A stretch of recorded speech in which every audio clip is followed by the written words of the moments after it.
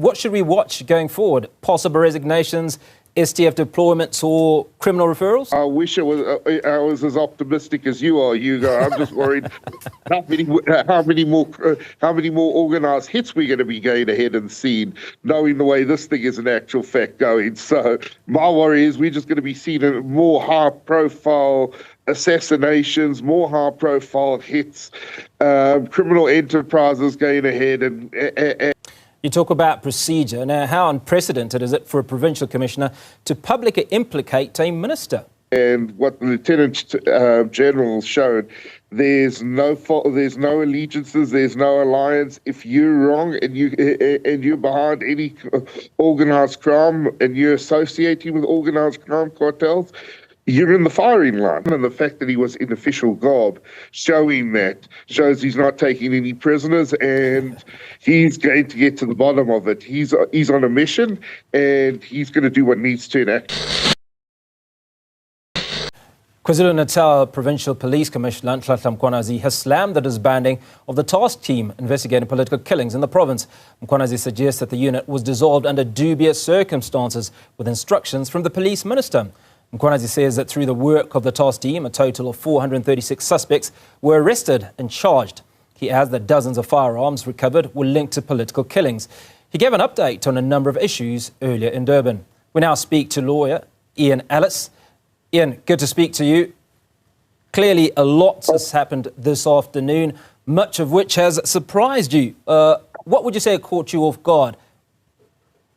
Good afternoon, Hugo, and good afternoon to the viewers. I would say just the brutal honesty that's coming forward out of the Lieutenant General's mouth and the sentiments that have in actual fact been echoed that have actually uncovered a lot of suspicions that have already been made public, that there's been a lot of political intervention within the police ranks and pretty much leading credence to the so-called conspiracy theories.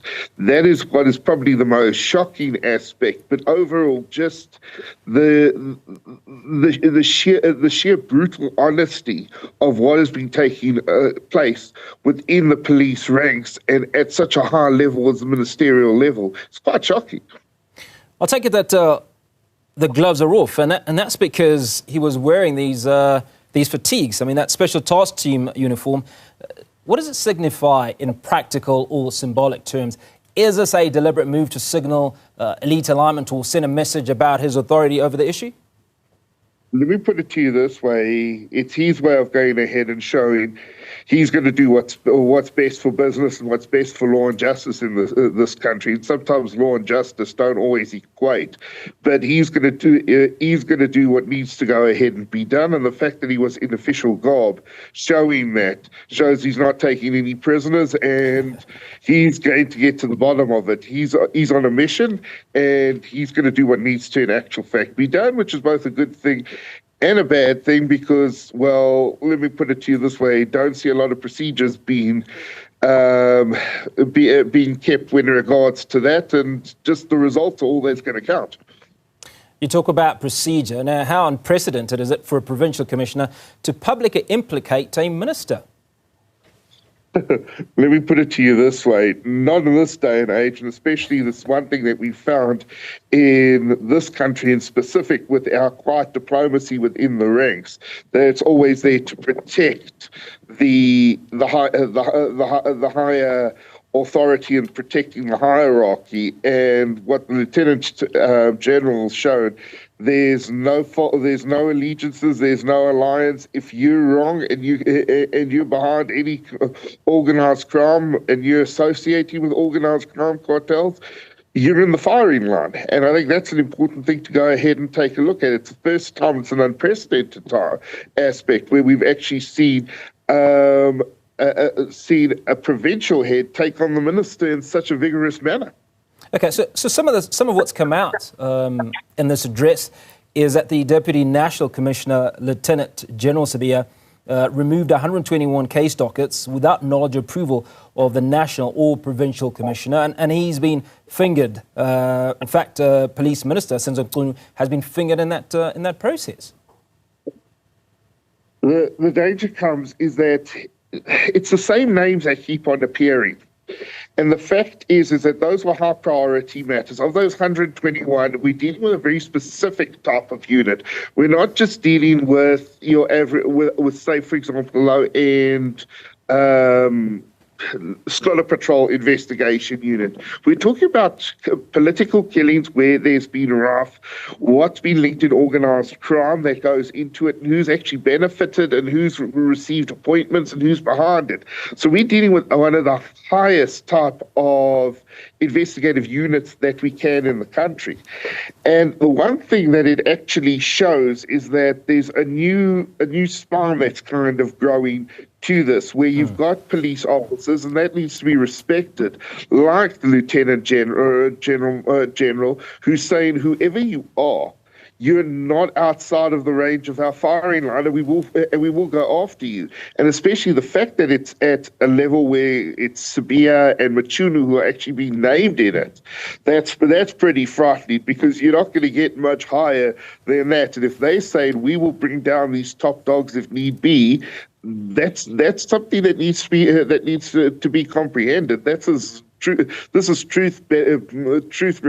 reflecting fiction, if one looks at it. And the fact is as well, what it seems to be dealing with is an attempt to eradicate a poor culture of questionable policing and questionable motives behind the policing that's been taking place in this country for many, many years already. Ian, let's talk about how this is all likely to play out. I mean, it's early days yet. It's probably a little bit over an hour since these startling revelations were made. There's obviously a lot of scrambling that must be going on. Unfortunately, at that type of level where we're going, there won't be too much sweating right now, but what there will be is a lot of cursing, a lot of screaming, a lot of shouting, and a lot of basically everybody pulling rank on one another to try and block the doors off. What the biggest fear is what's going to happen to the evidence in respect to those matters that are now being investigated, and that's where the concern comes, because those dockets have been taken. They've been taken somewhere. So realistically, if there's any fingers pointing with regards to a lot of those investigations that are undergoing, what is going to happen to the material source, the potential witnesses, docket contents, docket reports, what is going to be what is actually taking place, and before they start answering to the allegations, what is going to happen to those files. And that's where the biggest concern is going to actually come from a criminal and from a justice perspective, is what's going to take place with the evidence. And our sense that a lot of that evidence, especially where it points fingers, is going to go ahead and be destroyed. Okay, so Mkwanazi's made these startling allegations. What does he do next? I mean, what is his ultimate game plan? What was the objective of all of this? Well, let me put it to you this way. I hope it wasn't just to sound a warning shot to give them notice, and that it was actually made with a determination that there is already something going on in the background, and that this is basically going to be more of a distraction. This is what one hopes from a strategic point of view, that it's kind of putting them on notice, but they're putting them on notice because they actually are going to be proceeding within the special investigation unit. They're going to be putting together a proper criminal intelligence investigation unit, even if it is more of a rogue unit.